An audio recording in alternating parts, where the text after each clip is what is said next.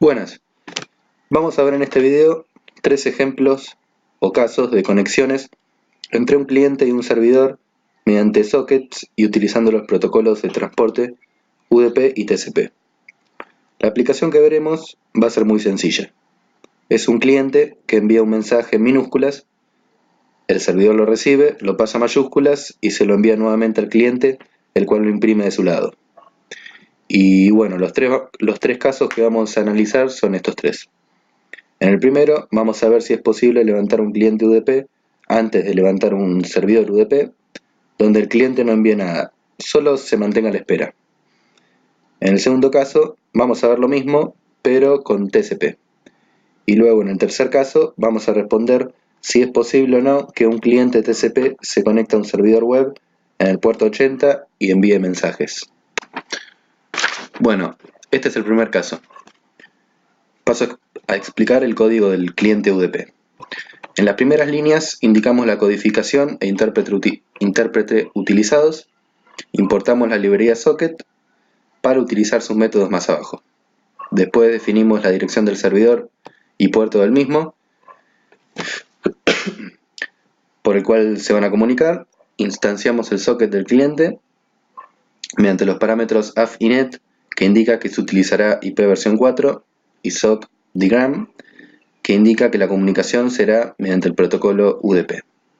Después más abajo ingresamos el mensaje, lo enviamos al servidor mediante send-to, pasándolo primero a bytes y indicándole la dirección y puerto que previamente seteamos.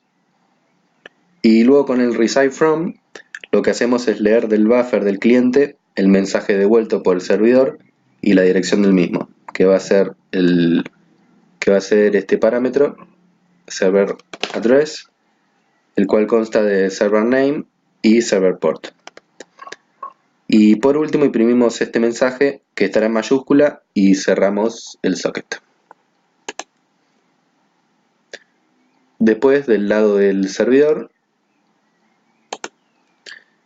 mediante bind lo que hacemos es que el servidor escuche en todas las direcciones IP, por eso las dobles comillas simples, que son estas, y en el puerto server port. Después entramos en un ciclo while, donde leemos mediante el receive from el mensaje enviado por el cliente y su address, que están ubicados en el buffer del socket del servidor. Esto es lo que lee el servidor. Entonces pasa el mensaje a mayúsculas con upper y se lo envía al cliente, al buffer del cliente. Y luego salimos del while y cerramos el socket. Ahora vamos a ver qué sucede para el primer caso que habíamos mencionado. Primero levantamos el cliente sin haber levantado el servidor y vemos que no ocurre nada, no nos tiró ningún error ni nada.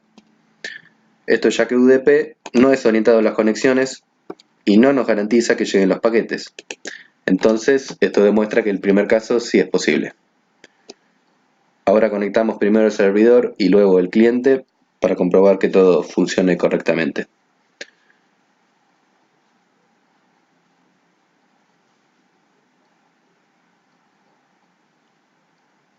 Ahí levantamos el cliente, ingresamos un hola y nos devuelve el hola en mayúscula. Ahora vamos a ver el segundo caso, o sea con TCP. Bueno, el código es más o menos similar al de UDP, pero tiene algunas diferencias. Por ejemplo, en TCP del lado del cliente, que es este, client TCP, hace un connect, que es este, con el server name y server port del servidor. Y con eso listo, ya estaría la conexión establecida. Digamos que se establece un túnel TCP directo a la otra máquina.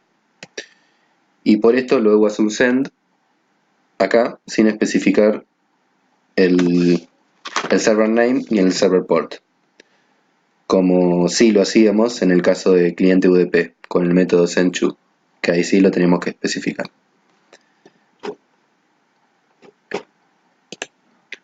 Además, en la codificación del client socket y también del server socket, tenemos que indicar este parámetro sockstream. El anterior era sockDigram, y sockstream lo que hace es indicar que la comunicación sería mediante el protocolo TCP.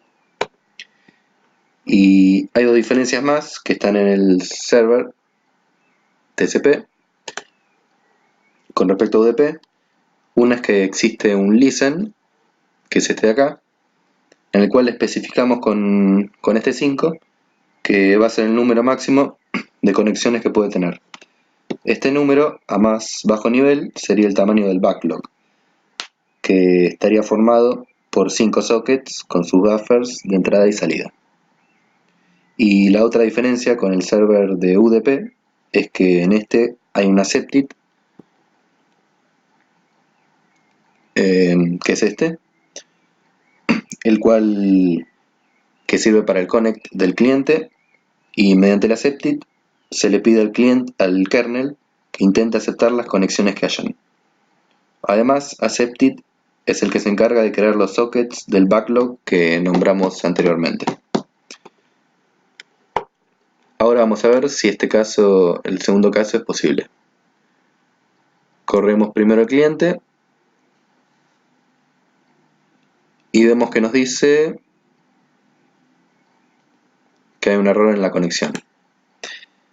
Esto es esperable, ya que TCP es un protocolo orientado a las conexiones y debe garantizar que lleguen todos los datos y además de que lleguen en orden.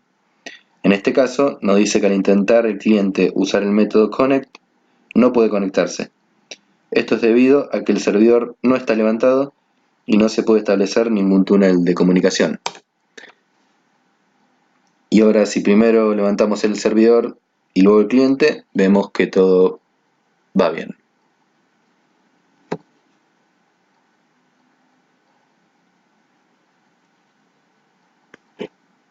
Ahí no hay ningún problema. Entonces vimos que para el caso 1 es posible y para el caso 2 no es posible. Y ahora vamos a ver qué pasa con el caso 3. Como para el caso 3, la respuesta es que sí es posible, ya que HTTP utiliza el puerto 80 y además usa TCP para el transporte. Simplemente entonces el cliente TCP y el servidor web establecerían una conexión en ese puerto y esta comunicación andaría correctamente en el caso que se envíen los datos en el formato correcto, o sea en el formato de request y responses HTTP, los cuales son estos. Así que sí es posible el tercer caso. Y eso es todo. La bibliografía que utilicé es este libro.